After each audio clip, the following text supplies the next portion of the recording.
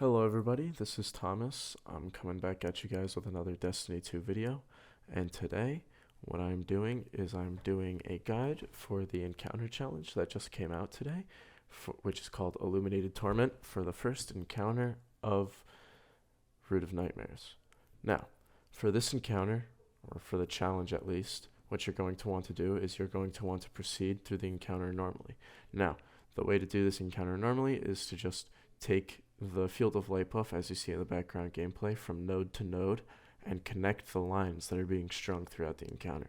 Now, the challenge mode for this encounter is as you kill the scions with the bubble shields around them, you need to either melee or get inside the shields and shoot them in order to kill them.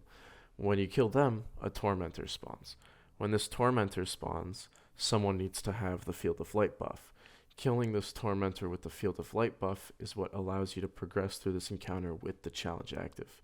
Killing the tormentor without field of light will fail the challenge, and if your team's going for it, you'll need to wipe in order to reactivate it. But the easiest way to go about this that me and my team found is, as you'll see in the background gameplay, we went through the encounter normally, and then every here and there when the tormentor was up, I, the runner, would take a quick little break from doing my node stuff, and I would just go take care of the tormentor real quick, and then go back to what I was doing. This allowed the fire team to kind of move seamlessly through the encounter without really having a hitch in any of our individual movements. This also allowed us to kind of organize people in a job manner.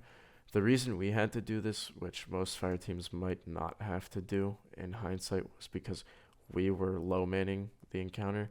Not by much. We had 5 instead of 6 people, but it still does make a difference when you're talking about the distribution of enemies in comparison to use fire team members.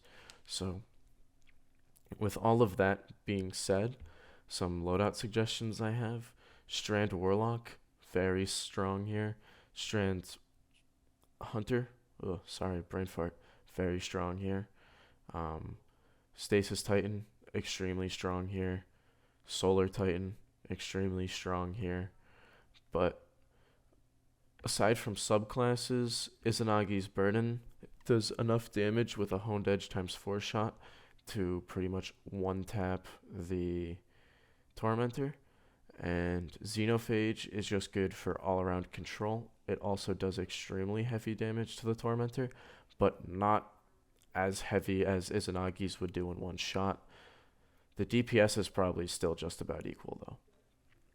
Moving on from that, though, one of the things I would like to bring up in this little guide is that if you're the runner and you have to take care of these Tormentors, you have to really be on top of where your team is positioning the Tormentor in terms of the spawn for your buff.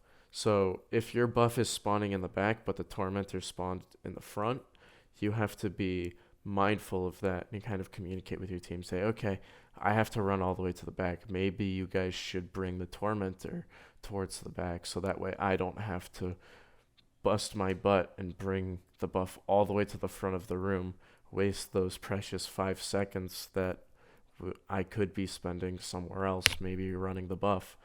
But once that communication is kind of set in place and your team is moving the Tormentor around to where he needs to go and you guys are getting everything sorted out, the only thing that really needs to be taken care of is the enemy density in the room. Because the amount of enemies that are there, if you're using a sniper rifle, can become a really, really big pain in terms of your accuracy. Because there were times before this run that you see in the background where I was trying to shoot the Tormentor with my Izanagi's Burden, and I was just getting flinched so much that I couldn't hit the shot properly. I would either just completely miss or just hit him in the body and do like 200 damage, which wasn't worth it in my opinion, so I switched. That's why I switched to Xenophage. But when I didn't have to use any of the guns, I would try and have a fire team member either come to me to get the buff just to have some insurance in case something happened, or to try and have them come to me just so I could have a little bit of assistance and clearing in the back, because getting the enemies out of your way as the runner is the number one most important thing to do during the encounter to begin with. And then during challenge mode, when you're constricting yourself to being as best as you can be the entire encounter, you really need that space because you don't have leeway for error.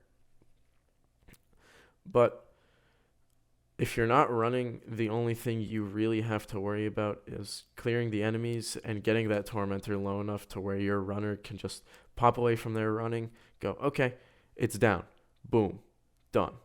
And then that's that. The encounter's over. But with all of that being said, there is not really much more to explain to this encounter challenge. I'm going to leave the video running, or not running, but I'm going to cut to us finishing the encounter. It should be finishing like right here actually, so I might just talk my way through this, but there isn't really much to say besides clear way for your runner really has to be on top of it, and if your fire team can just stick together, clear ads, your runner will be fine. There really is not much else to do. But with that being said, thank you for clicking on the video. If you want to watch more of my content live as it's being made, I'm live on Twitch pretty much every day out of the week, making content, helping people out. Please stop by, say what's up. But with that being said, I'll see you guys in the next video.